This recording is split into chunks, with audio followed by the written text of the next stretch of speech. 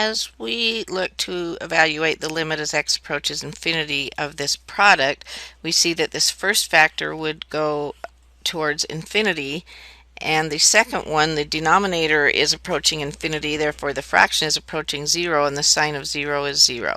So we have an indeterminate form, infinity times 0. Which one's going to dominate? If the first one dominates, we would get infinity. If the second one dominates, we would get 0. Or maybe they're going to interact with each other and the limit will approach some finite value. Well, we can't use L'Hopital's rule directly on this one because it is not in the correct indeterminate form. When we have a product, then, we typically pull this trick. I'm going to multiply numerator and denominator by the reciprocal of this factor, and I'm just choosing the simplest factor here. And what that's going to do is cancel it here and put it down here, and we've now expressed this as a quotient. As we check this quotient, as we go towards infinity, the numerator is going to approach 0, and so is the denominator, because as the denominator of this fraction in the denominator goes to infinity, the fraction goes to 0.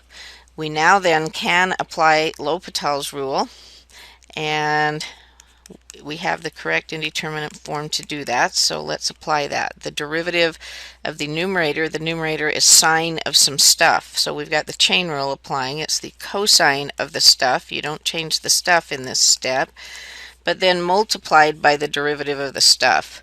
So let's go off to the side here and figure out the derivative of the stuff. The stuff is 1 over 4x squared. So I'm interested in finding the derivative of this stuff inside, and I'm actually going to express this as 1/4 and then x to the negative 2, because that's going to enable me to find the derivative a little bit simpler.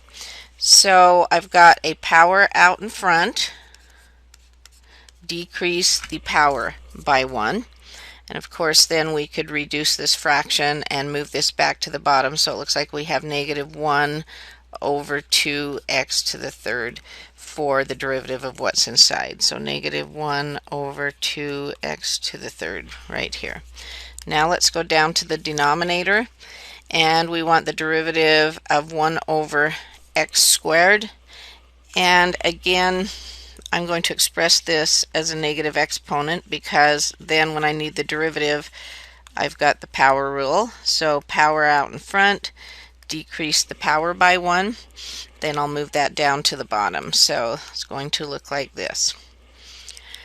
Let's simplify that just a little bit. So let's flip this over, multiply by the reciprocal. So we're inverting and multiplying here.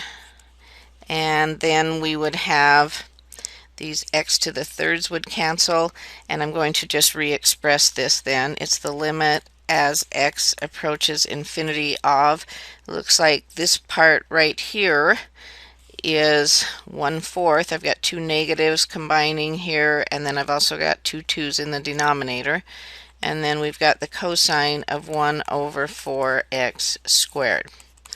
Now I'm going to see if I can evaluate this limit, and as we go to infinity, this denominator approaches infinity, therefore the fraction approaches 0. The cosine of 0 is 1 times the 1/4.